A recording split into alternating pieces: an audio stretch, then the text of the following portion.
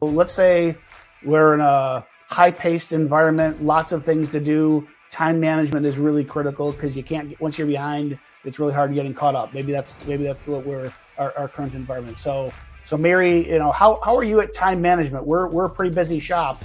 We gotta keep clipping along here. How do you manage your time? And again, I think if we ask it in that manner, some people might say I manage it very well. Right. And I think specifically right now, managing time is very important, especially with remote or hybrid examples, right?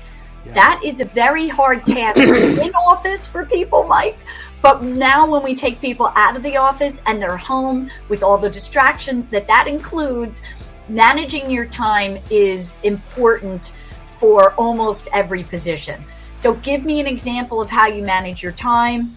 What steps do you take to manage your time? What are some, technologies that you utilize to manage your time? If they don't have an answer for any of that, Mike, it probably means they're not managing their time well. Somebody who's managing their time has got an organizational path that they go down and they stick to it, right? Yep. And that is, I think, important for every position that you'd be interviewing for. Yeah, I agree with that. And I also think this is hard because and it goes back to the how and what is it you're really mining for here with this question, right? Because is it the fact that you have really big projects that have a lot of contingent steps and therefore stuff can't fall behind, or is it you have it's a front desk for a retail operation that people are coming at you a mile a minute, right? Yeah. Instead of asking the question, tell me about a time where you tell me specifically how you manage your time. Ask more detailed questions that fit the job description and the competency you're looking for, right? Tell me the most transactions, the most people you've ever had to interface with at once, right? Right. Tell me about the most complex project that had the most contingencies involved in what happened, what was the outcome, right? Ask. It's not just being behavioral. It's really getting to what you hit at the top of the conversation, the how, what is the real kernel you're mining for here? Right. Exactly. And I think the beauty of behavioral questions, Mike, is that you are going to ascertain multiple skills when you ask a behavioral question. So that one, for example, managing their time, organization, detail oriented. There's so many skills that we're going to ascertain based on their answer to our question that we can make the best decision for hiring that person or not hiring that person by using behavioral questions. So we started out with some of the tough ones, like tell me about a time when you had conflict. Well, I don't have conflict because I'm so amazing. And we talked through the behavioral ways to handle that. Let's kind of maybe flip to the positive side of the equation here. So tell me about a time, Mary, where you motivated some employees or coworkers to do their best. That's obviously a setup for you. How would you rephrase that behaviorally? Right. So I think we're always asking for them to describe a specific example of a time that you motivated coworkers. And I like this question because even if it's not a managerial, team lead, or supervisory position, I think that we can recognize that in most positions, we want leaders, right? So a leader doesn't have to supervise somebody, but we want somebody who keeps our positive culture, that keeps our productivity moving forward, and having somebody who has those leadership abilities, even in a non-supervisory managerial position, is important to the organization. So you want to know how they did it, when they did it, and an example specifically of this behavior. And that, again, will help us ascertain, right? It goes back to, do they get along with their coworkers, right?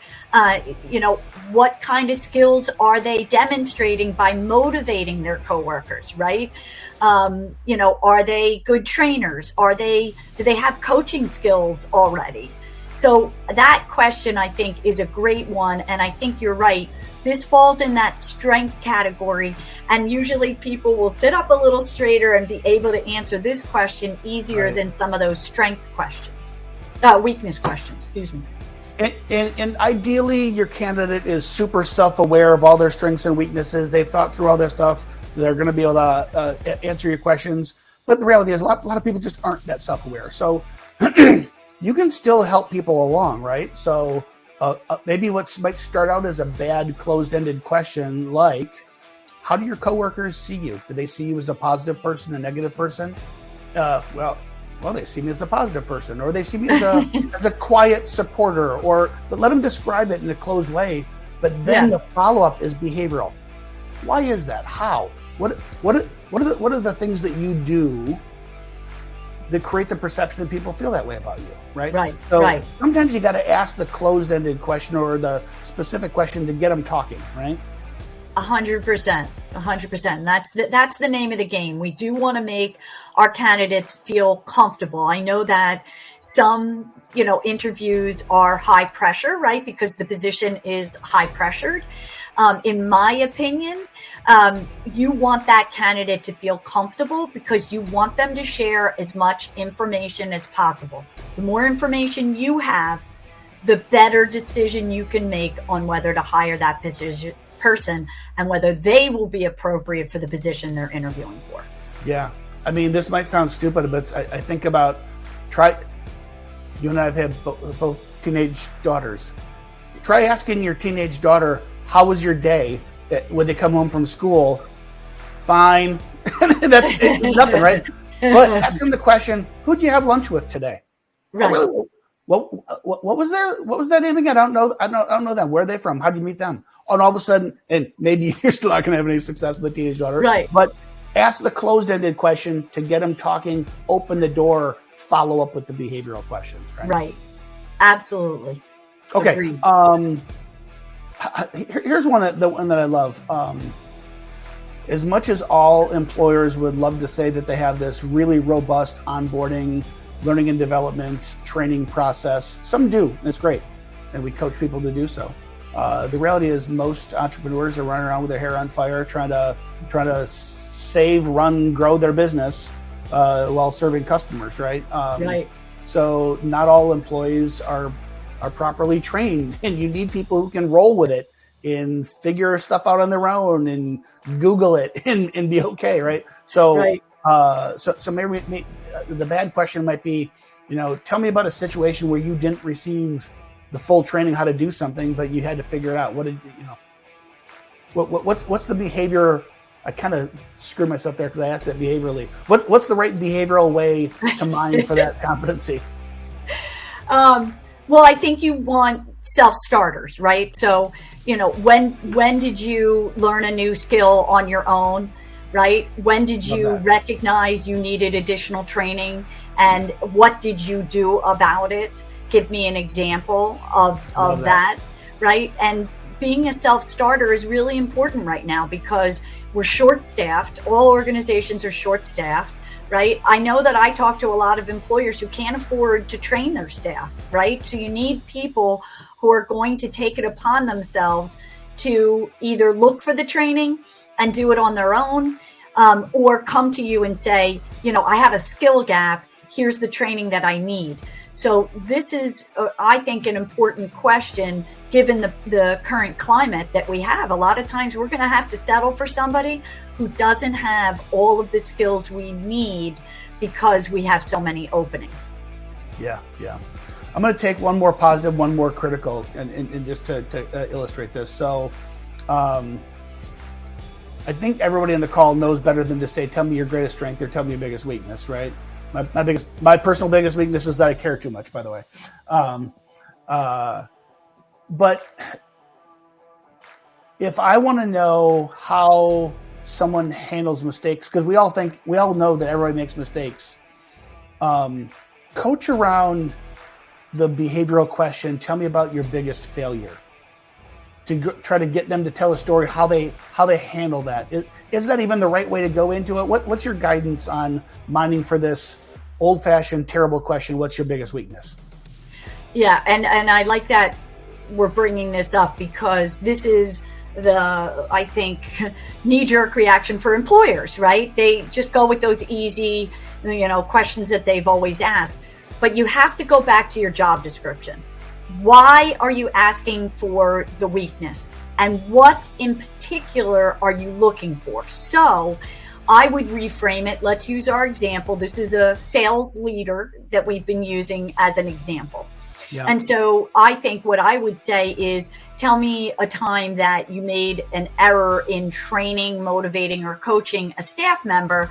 And how did you recognize it, and how did you eradicate it? How did you fix that error, right? So I want to look at the competencies that I need, right? Yeah. And then create a weakness question that gets me to that competency. To just ask, what's your greatest weakness?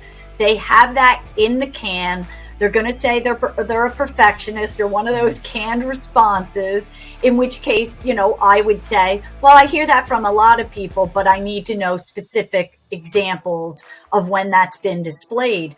But I would maintain that you don't ask, don't use that easy answer, Mike. Use a weakness question, but it needs to be directed towards the competency that you're looking for. And you're looking for red flags, right? So a weakness can be, it's fine if the person none of us are perfect, right? So I think it's important for people to be honest. And I like when they're honest and they say, what their weakness is.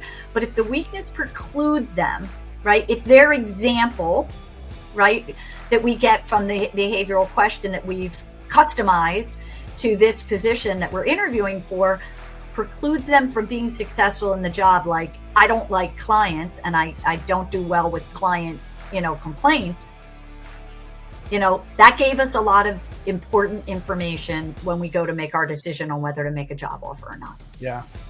All right, let's take the inverse. What's your greatest strength? I mean, so probably most candidates are prepared. What's your greatest weakness?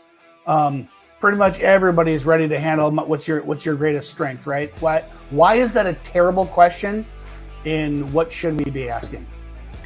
Again, I think that you're inviting the stock answers, and that doesn't help us, and it doesn't help the candidate if I, can go so far to say, get the job, because it should be focused on the position they're interviewing for and where they're interviewing.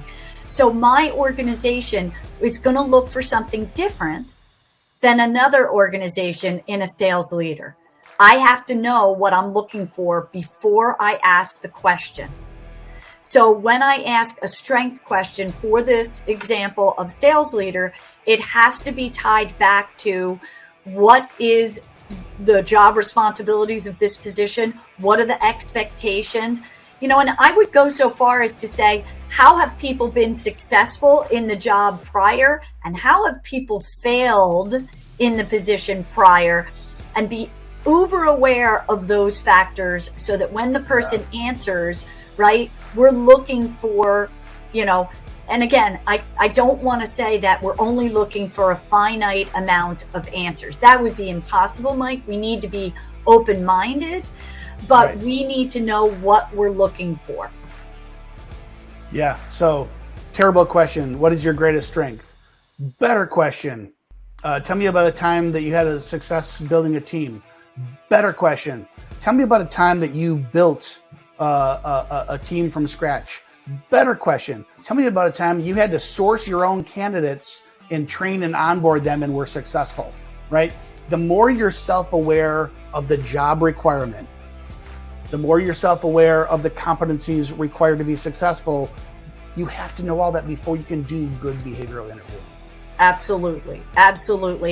And you really, as interviewers, have to be very cognizant of those wide open questions, right? Because any information that you hear that leads us to understand they're in a protected class puts the employer at risk, right? So that narrow mining for competencies is how you want to direct your questions.